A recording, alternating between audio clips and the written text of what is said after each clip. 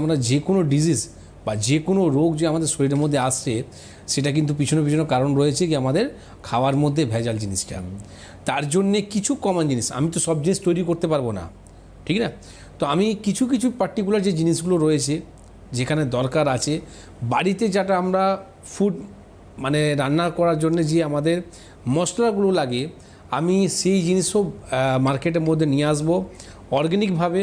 যারা চাইছে কি আমি অথেন্টিক জিনিস ভালো জিনিস ব্যবহার করব, তাদের জন্যে এইরকম প্রোডাক্টগুলো আমি নিয়ে আসছি। শুধু মেডিসিন নয়, খাবার কিছু প্রোডাক্টগুলো, ঠিক না? যেরকম একটা অয়েল, আজকে যদি কোলেস্ট্রল বলেন, আজকে যদি আপনি শরীরের মধ্যে ব্লাডকে যে থিন করার জন্য ওষুধগুলো খাচ্ছেন, সেইগুলো না করে আগে আপনার তেলকে পাল্টান, ঠিক না? সামান্য একটা কিছুদিন আগে বলেছিলাম কোকোনাট অয়েলের কথা বলেছিলাম, নারকোল তেল। আপনি ভাবেন নারকোল তেল দিলে আমার চুলটা ভালো থাকবে, কিন্তু আপনার নারকোল তেলের মধ্যে পিওর নারকোল তেল নেই, সেই নারকোল তেলের মধ্যে পেট্রোলিয়াম জেলি দেওয়া হয়েছে, ঠিক আছে? যদি বিশ্বাস না হয়, যেখানে আপনি তৈরি হয় প্রোডাক্টটা, সেখানে গিয়ে আপনি দেখুন কি হচ্ছে, মালগুলো কীভাবে তৈরি করা হচ্ছে, এগুলো সব আমার চোখে দেখা, ঠিক না? তো এইরকম কোকোনাট অয়েল রইলো, এইরকম খাবার যে তেলগুলো রইলো, আপনি চিনি যেভাবে তৈরি করা হয়, আমি তো বলবো এখন সেই সনাতন ধর্ম নিয়ে যে বেশিরভাগ কথা হচ্ছে, ঠিক আছে? আপনারা চিনি খাচ্ছেন সেটা কি? তা আমি এখান থেকে কিছু বলতে চাই না, তাই আমি বলবো এই কারণের জন্যে কিছু চিনি জায়গা আপনি কি ব্যবহার করবেন, সেখানে আপনি জাগেরই আমি রেডি করছি। বেশি নেই, আমি 1 মাসের মধ্যে এখান থেকে সব প্রোডাক্টগুলো দেখাবো, যেটা আপনি অনলাইনের মধ্যে পেয়ে যাবেন। দরকার নেই কি আপনি আমাদের সেন্টারের মধ্যে এসে নেবেন, আপনি অনলাইন থেকে এটা অ্যাভেলেবেল থাকবে। তো এইরকম কিছু ফুড থেকেও আমাদের অ্যালার্জি হয়। যেরকম আমরা বেসিক জিনিস জানি, চিংড়ি মাছ, ডিম, বেগুন, কিন্তু এর ছাড়াও আপনি বলতে পারেন বাদামের মধ্যে, দুধের মধ্যে, গমের মধ্যে অ্যালার্জি কিন্তু থাকে। এবার সবার কিন্তু শরীর আলাদা আলাদা, কার শরীরের মধ্যে কি ফুড অ্যালার্জি আছে সেটা জানতে গেলে আপনাকে স্যাট রিপোর্ট করতে হয়। পার্টিকুলার এই যে রিপোর্টটা বললাম, স্যাট রিপোর্টটা, এখান থেকে আপনি জানতে পারবেন কি কি খাবার থেকে আপনার অ্যালার্জি আছে। তো যে কোনো অ্যালার্জির চিকিৎসা করার আগে আপনাকে এই রিপোর্ট করার দরকার আছে, যাতে আপনার এই অ্যালার্জিটা না বেড়ে যায়। আজকে আমি আপনাকে আমি যদি জিজ্ঞেস করি যাদের অ্যালার্জি রয়েছে, তা আপনি ডাক্তারকে দেখালেন, আপনাকে অ্যালার্জি ওষুধ দেওয়া রয়েছে, অ্যালার্জি ওষুধ খাওয়ার পর আপনার কি হচ্ছে, অ্যালার্জিটা থেমে যাচ্ছে, কিন্তু ছেড়ে দেওয়ার পর কি হচ্ছে, আবার হচ্ছে। তো এই যে স্টেরয়েড ওষুধগুলো যে আপনি খাচ্ছেন বা খাবার পর আপনার একটা লেদার্জি ভাবটা যে চলে আসছে, ঘুম ঘুম ভাব আসছে, একটা কোণার মধ্যে চুপচাপ আপনি পড়ে গেছেন, যে শরীরের মধ্যে অ্যাক্টিভিটি আছে সেই অ্যাক্টিভিটি নষ্ট হয়ে গেছে। তো একটা ওষুধ কি তার জন্য আপনি খেয়েছিলেন? আর এখন তো মানুষ নেশা করার জন্যে, মানুষের ঘুম আসছে না। কালকে আমি রুগী দেখলাম, সেখানে বলছে ডাক্তার আমার ঘুম হয় না, ওই জন্য আমি অ্যালার্জি ওষুধ খাই, যাতে ওর ওষুধ খেয়ে ঘুম আসে, ঠিক না? তো এইরকম আপনি যে অ্যাডিক্টেড হয়ে গেছেন এইরকম মেডিসিন থেকে, আমি বলবো সেই সব থেকে দূরে থাকুন।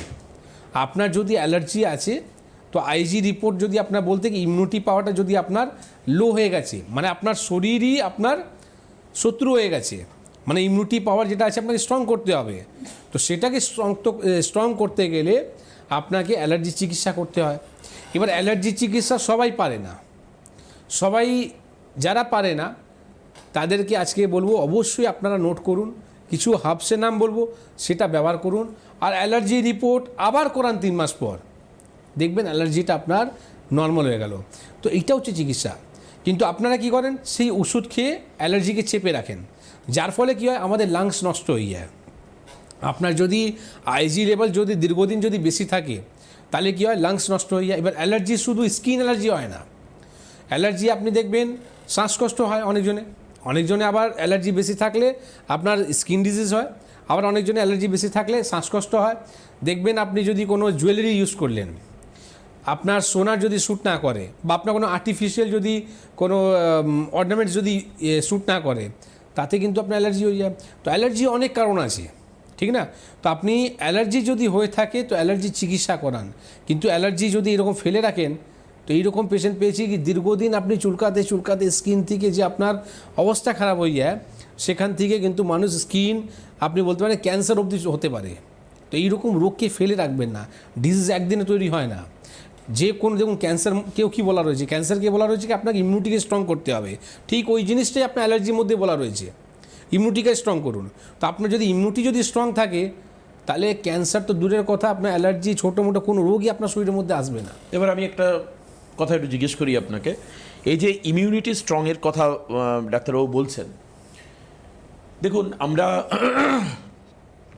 আমরা চবনপ্রাশ থেকে আমরা ইমিউনিটি কিন্তু পাই।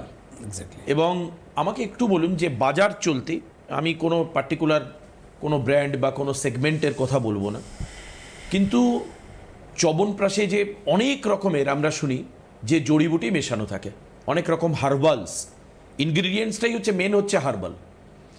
এবার আমি যেটা শুনতে পাচ্ছি যে আপনাদের কোম্পানিও একটা চবনপ্রাশ বাজারে আনছে। দেখুন ডাক্তার, আমি এটা বিশ্বাস করি, আজকে ইয়াং জেনারেশন যদি সে সঠিকভাবে কাজ করে, পড়াশুনো করে, রোজগার করে, সঠিক প্রতিষ্ঠানে যদি সে থাকে, তার হিউজ রোজগার, তার সেই টাকা সে খেয়ে শেষ করতে পারবে না।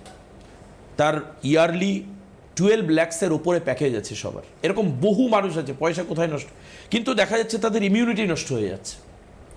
I am talking those people যারা একটা হাই অ্যামাউন্টের স্যালারি, তাদের কাছে মানি ইজ নো ম্যাটার, তারা সেটাকে মিসইউজ করছে, অ্যালকোহল খাচ্ছে, পাবে যাচ্ছে, বারে যাচ্ছে, আপনার এই মানে আরও নানান কাজে করছে, সবটা টিভিতে বলা যায় না সবসময়, কিন্তু তারা ইমিউনিটিটা বাড়াচ্ছে না। এদের জন্য কি বলবেন?